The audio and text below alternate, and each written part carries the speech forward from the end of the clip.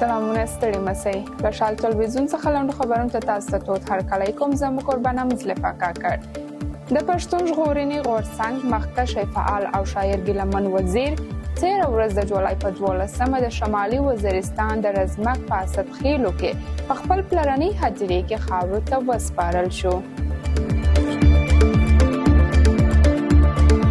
کابل کندهار پر لویه لاره د میدان وردګو ولایت د شیخ آباد ولسوالۍ د زرینې په سیمه کې یو 1580 ډوله مسافر وړونکی موټر د سړک غاړې مین پرې چاودلی چې له امله یې 6 تنه وژل شوي دي. دغه پیښه بېګا شپه رامنځته شوې.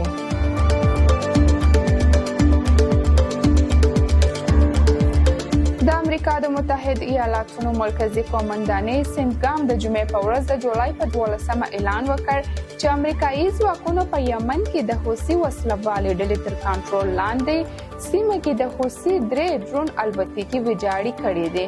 د بل پلوه د حوثیانو ویان یحیی سری د جمعې په ورځ وویل چې دې ډلې په سور سمندرګي او باب المنداب ټنګي کې د 4 سیلیز کشتۍ په 2 توغندیو او ډرونو بریدونو سره په نشه کړې دي. امبانی او رادیکا مرچنټ واده د هند په تاریخ کې تر ټولو ګران واده د دوی دواړو په نوم ثبت شوی. د واده په دې جشن کې سبام د 100 میلیونه ډالر لګښت اټکل شوی. دوی دواړو په رسمي ډول د جمعې په ورځ د جولای په 12مه د څو مخکینیو جشنونو وروسته واده وکړ او د جاستین بیبر کاناډایي سندرغاړي تېره شپه د دوی په واده کې سندرې وویلې. د یوې شپې معاش یې 10 میلیونه ډالر دی. په ممبئی کې د دغه واده په میلمنو کې بورس جاستین او ټونی بلیر بریتانیایي پخوانی لومړي وزیران او سیاستوال شامل دي. د روغتیا نړیوال سازمان په یو راپور کې ویلي چې 2024م کال له پیله تر اوسه 160 کسان د شری یا سرخکان له امله مړه شوي دي. په راپور کې راغلي چې په دې موده کې په افغانستان کې د شری 4,618 شکمنې پیښې ثبت شوې دي. د ډیموکرات ګوند استازي برټانیې پیټروسون بایدن ته وویل ټرمپ ته د ماتې ورکولو لپاره تاسو باید بل نومان ته اجازه ورکړئ چې تاسو پر ځای جمهوریت ریاست ته ځان کاندید کړي. د بایدن زوړوالی او صحي وضعیت خرابوالی اکثر ډیموکراتان دې ته اړ کړي ترڅو پر بل کاندید فکر وکړي.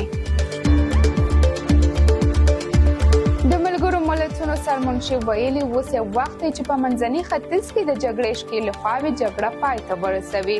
د ملګرو ملتونو سرمنشي ویلي د غزې په ټران کې د جګړې ته پای ته رسېدو وخت را رسېدلی او پر ښکېلو غاړو یې غږ کړی چې یو هوکړې ته ورسیږي. د شال تلویزون د راپور له مخې د امریکا ولسمشر جو بایدن د جمعې په ورځ وویل اسرائیل او حماس په غزې کښې د اوربند په چوکاټ کښې موافقه کړې ده.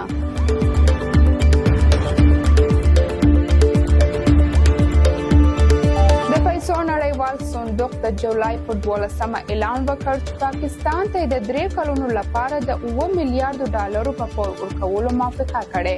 شاوخوا 3 میاشتې وړاندې پاکستان د 3 میلیارډ ډالرو لنډمهاله پور ترلاسه کولو پروسه بشپړ کړې. نغدي پیسې چې کولی شي د هیواد بهرني پورونه ادا کړي. خو پاکستان لومړي وزیر شهباز شریف ټینګار کړی چې هیواد یې نوي اوږدمهاله پور ته اړتیا لري.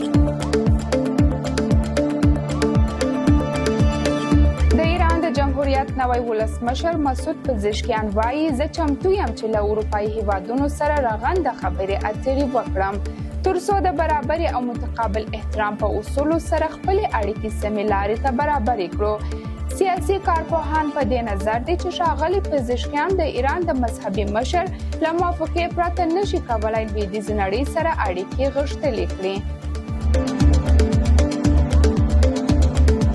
د کندوز ولایت د سپینزر په ورزشي لوبغاړي کې د 50 تنو غېږنوونکو ترمنځ سیمه ییزه غېږنیونې سیالۍ ترسره شوې. دغه سیالۍ د غېږنوونکو د فزیکي پیاوړتیا په موخه ترسره شوې چې یوه ورځ یې دوام وکړ او په پایله کې 28 تنه غېږنیونکي اتلان شول. درنو لیدونکو دا هم د دې ساعت لاند خبرونه له ملتیا مو مننه تر بیا ښې چارې.